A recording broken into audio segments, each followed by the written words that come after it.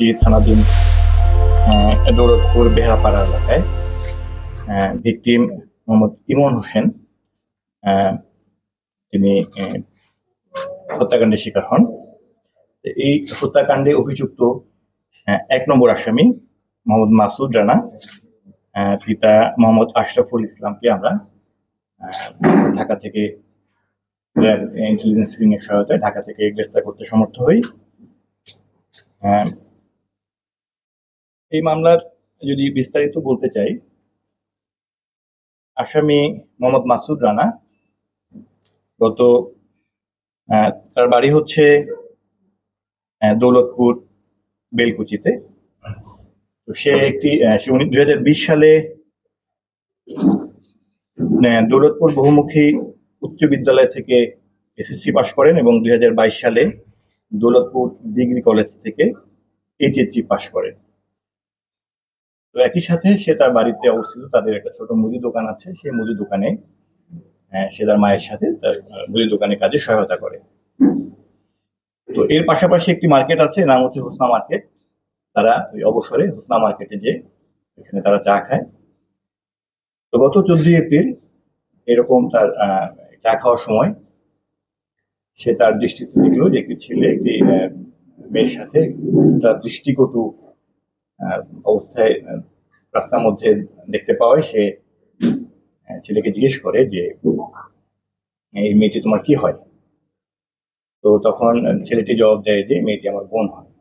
তো তাদের শারীরিক অঙ্গভঙ্গির সাথে তাদের সম্পর্কের বিষয়টা ম্যাচ না করায় সে কিছুটা তাচ্ছিল্যের হাসি হাসে এবং পরবর্তী সময় যে যার মতো করে চলে যায়। এই ঘটনার 3 দিন পরে গত 18 এপ্রিল শুক্রবার দিন দৌলতপুর স্কুলে তারা ক্রিকেট খেলা দেখছিল এই ছেলেটি। তখন একটি ছেলে তার পেছন থেকে এসে হাত দিয়ে বলে যে তুমি একটু এদিকে আসো। তখন সে ছেলেদের সাথে যায়, বের হয়। ওরা কয়েকজন ছেলে ছিল। তো ওদের সাথে গল্প করতে করতে ওর ধারণা হচ্ছিল যে এরা তাদেরকে তাদের এলাকায় নিয়ে যাচ্ছে। ওই পর্যায়ে সে যখন তার বাড়ির সামনে দিয়ে যাচ্ছিল তখন সে দৌড়ে তার বাড়ির দিকে যায়। এক পর্যায়ে বাড়ির দিকে যেয়ে তার 2 বন্ধু স্বাধীন এবং সাকিবকে সে টেলিফোন করে যে তোরা আয়, এরকম বিষয়। তো সাথে সাথে তার এক বন্ধু সাকিব সে চলে আসে এবং সাকিব আসার পরে সে বাড়ি থেকে বের হয়ে এই একটি বাস নিয়ে ওই ছেলেকে, অর্থাৎ যে ছেলে তাকে 3 দিন আগে এরকম করছিল, তো ওই ছেলেকে সে ধাওয়া করে। তো যখন ধাওয়া করে ওই ছেলেটাও দৌড় দিয়ে যাচ্ছিল, অর্থাৎ ভিকটিম ইমন হোসেন, তার সাথে তার বন্ধুরা ছিল। সেই পর্যায়ে যাওয়ার সময় কিছু লোকজন নাকি পাশে একটা বাড়িতে জটলার মতো ছিল, যেখানে একটি জমি জমার মাপার কাজ চলছিল বলে সে ধারণা করছে। সেখানে লোকজন ওকে আটকায়, সাথে সাথে ও বাস দিয়ে যে এখানে তাকে আঘাত করে এবং পরবর্তীতে ওই ছেলেকে হসপিটালে নিয়ে যাওয়া হয়।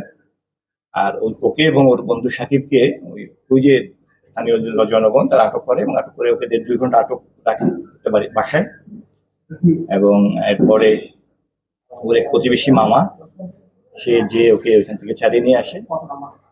তো পরবর্তীতে ভিকটিমকে যখন হসপিটালে ভর্তি করা হয় খাজা ইউনূস মেডিকেল কলেজে, পরবর্তীতে সেখান থেকে উন্নত চিকিৎসার জন্য তাকে ঢাকায় প্রেরণ করা হয় এবং ঢাকায় প্রেরণের পরে সেখান থেকে সে আবার চলে আসে।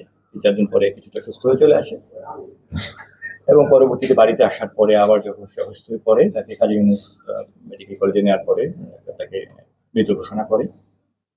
তো এই ঘটনায় আমরা যে মূল আসামি 1 নম্বর আসামি যে মোহাম্মদ মাসুদ রানা, বয়স 19, এটা মোহাম্মদ আশরাফুল ইসলামকে আমরা ঢাকা থেকে গ্রেফতারে সক্ষম হই।